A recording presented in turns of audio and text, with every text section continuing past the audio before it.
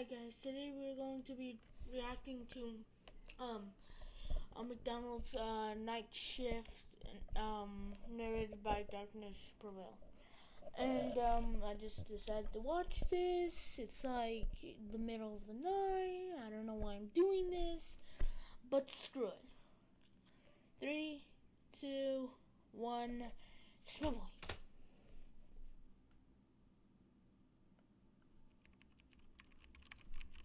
I was young and fresh out of high school. I needed work, so I sent in resumes to all sort of entry-level positions. I got a few responses. I settled on McDonald's because it was an easy commute. Plus, the employee discount was pretty cool. Facts. The only position they had was a night shift, 10 p.m. to 6 a.m. I'm fine with that because I was already a night owl. The first few days Same here. I mean, come on. I already told you what time it is. working there were fine. I wasn't working the counter or anything, just doing back-end stuff and cleanup. Our building was in a little strip mall off a highway exit. It's the only place there that's open at night, but we get a decent amount of customers, most of which go through the drive-thru. On the Friday of my second week working there, or maybe it was a really early Saturday morning at that point, I'm not sure. It was just late. I remember I was grabbing the stacked trays from the lobby when someone walked in through the doors. It was a woman. She was really tall and pretty, made up super fancy in a long dress with high heels. She was wearing a big hat, too. Eccentric, not your average McDonald's customer. But what was weird was that I never saw a car pull up.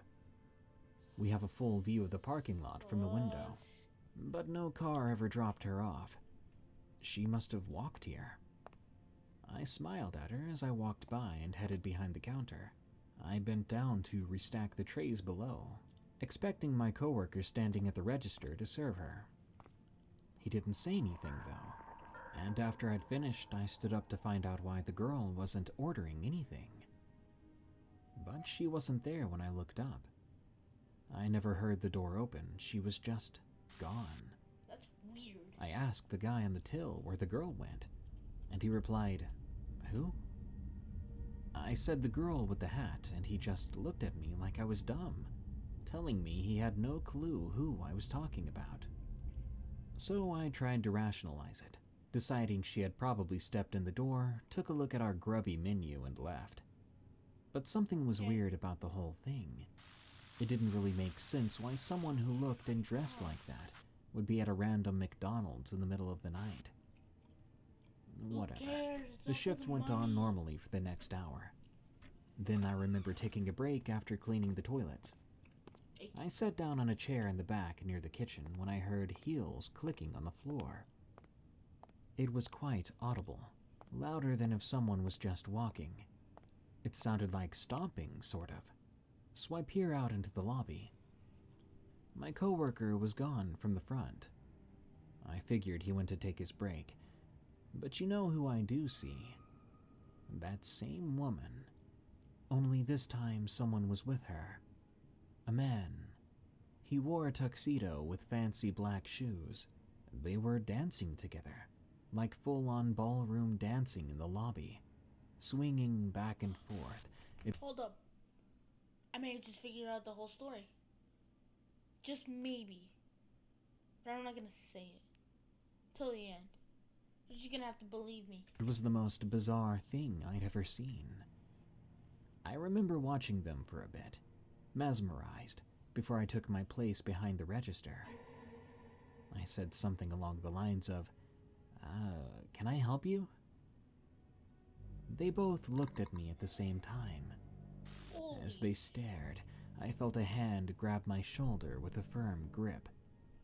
Instinctually, I turned around. No one was there. I knew someone had touched me, but there wasn't anyone, so I spun back to the lobby where the people were, to find them both gone. The man and the woman had just vanished. Once again, I didn't hear doors open or close. I didn't hear their fancy shoes skid on the floor. Or you're just They were going just nuts, there like- 1 minute and gone the next. For the rest of the night, only a few small things happened. At one point, I walked by the washrooms on my way to do something, to find both doors swinging, the male and female ones, like someone had just crashed through both of them. A little while later, I remember looking for something on the shelves in the back near the employee entrance, and something banged on the door, hard. Something heavy hit it, and only once. I remember opening it, looking around, and seeing no one. After that, the shift This guy's tripping, and I mean tripping all the was time. regular. Trip. Really not much to say. I was really happy when I finally got off, though. The first bits of sunlight had just begun to come over the horizon as I left for my car. I was punching out 10 minutes before I was supposed to, but I didn't think the people coming in would care. As I hit the parking lot, though, I see a car. It looked like a small limousine. It was just sitting there in front of the restaurant. Through the light from the street lamp, I could make out the doors opening. 2 people got out, one on each side of the car. It was the man and the woman I'd seen before, the same people that were dancing. Only their appearance had changed. Their clothes seemed torn and ragged. I could see the woman's dress clearly because it was white. It was covered in dirt with holes and tears. And their faces. Their faces were terrifying. Their skin was bleach white. And their eyes, which were previously normal, were this beady black, like oversized bugs were looking at me. I stood there, frozen as I looked at them. Then the man spoke in a deep, filtered voice that seemed to echo from all around me. Would you like a ride? We have room for one more. Holy Shaking my head was all I could muster. Without another word, the 2 people, if you can call them that, got into their car, shut the doors, and pulled away. None of their lights were on. I watched wide-eyed as the limo drove down the road before disappearing into the darkness of the early morning.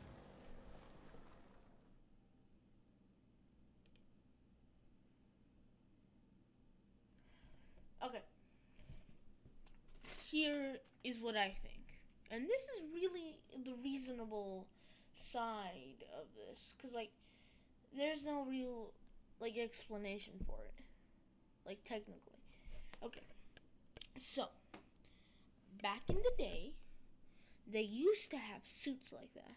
Back before the mall was probably built. So, what I'm saying is, they had a party. And they died at that party. So their ghost haunts the whole place around the area. And only a few select people do see it. And the people that do see it go insane, I guess. I mean, that was some demonic shit. So, like, it's impossible for that to be real. But I would say it could be an illusion. It could be a ghost that's haunting the place, as they say. So, I mean, that's like regular side of it. Okay, there's one more. So let's go again. So yeah, that's my side of it.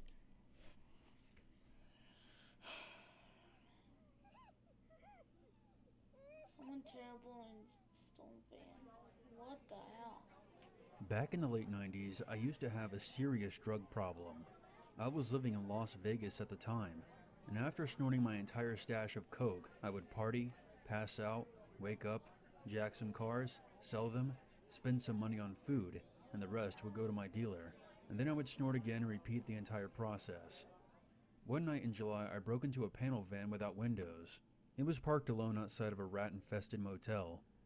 My gut told me that I should check the back before I drove away, but my mind was on my next fix, and I just floored it as soon as I got the engine started. I drove about an hour away into an isolated area of the desert, where I would meet my contact, who would check out the car, pay me in cash, and then drop me off at the nearest street corner. Once I put the van in park, I decided to check out the back. I figured there might be some tools or something back there that I could pawn for more cash. The back of the van was padlocked shut, which should have been my first clue, because when I smashed it open with my crowbar, I heard a high-pitched wailing from inside. I turned on my flashlight, and my stomach dropped. 4 Hispanic children, 2 boys and 2 girls, were tied up and gagged, lying on a handful of filthy cushions. They were all in tears and staring at me in absolute horror. I dropped the crowbar and backed away from the van a few steps. This was bad. Okay. Really? Little background for me. I am Mexican, okay? 50% Mexican, okay? And a little story. Here's a little story. It took like 3 minutes. My mom, when she first got here, these guys just straight up came up to her, started a little pulling her just a tad, and then telling her, hi, your friends send us. Yeah, your friends send us. And already she had the badge, so she was like, okay, what's my friend's name? And they were like, that one, your family member. And then she ran for she just booked it. She technically just booked it into the nearest store and just stood there by the camera. So if anything were to happen, the cameras would see. Okay? So she was inside. Yeah, that's a little story, and that's kind of scary to me that she always tells me, be careful, or something like this could happen. Really fucking bad. I didn't know what to do. I had clearly stolen the van from a kidnapper or a human trafficker, and they would be looking to recover it, and likely shoot the asshole who took it from them. I decided not to call my contact. I knew him pretty well, and I was fairly certain that he would either kill the kids and dump their bodies in the desert, or shoot me for fucking this up. I made a snap decision. I climbed in the van and explained to them in both English and what Spanish I knew that I wasn't going to hurt them. I ungagged them and cut the bonds around their wrists, but I left their ankles tied. I couldn't risk them running off. I felt sick to my stomach with heartbroken guilt when I saw the welts around their hands. The stench of urine and sweat was heavy in the air. I climbed back in the driver's seat, drove back out of the desert, and at the first service stop I pulled in and parked. I went inside and bought 4 bottles of water and as many bags of snacks that I could afford. I carefully opened the back of the van and tossed the bag inside. Then I closed it again and walked across the lot. I made an anonymous phone call to the police from a payphone, and then walked to the next service station, where I had a friend come pick me up. After that night, I had my friend buy me a bus ticket to Texas, where I had an older brother who would let me stay on his couch. I got clean, and I ultimately turned my life around. I got an honest job, and I now have my own family and my own home. I remember being so relieved when I heard on the news that the kids had been found and were returned to their families in Mexico. You never know when life will give you a test like that and a chance to prove your character. I like to think that those kids helped me as much as I helped them.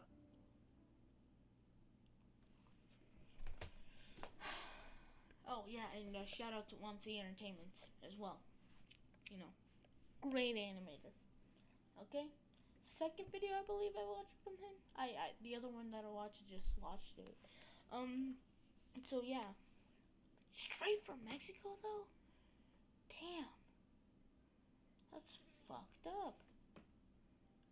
But in any case, that was an amazing video. And I believe it could be true. I haven't ever seen news or anything with Las Vegas.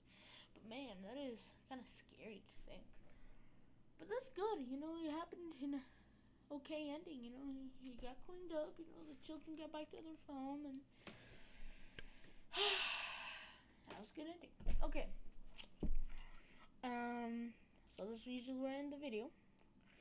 See you guys next time on my next video, and I'll most likely upload it tomorrow. Who knows when, who knows how. And, yeah, see you then, because, probably won't see you again, because, it's kind of weird. Anyways,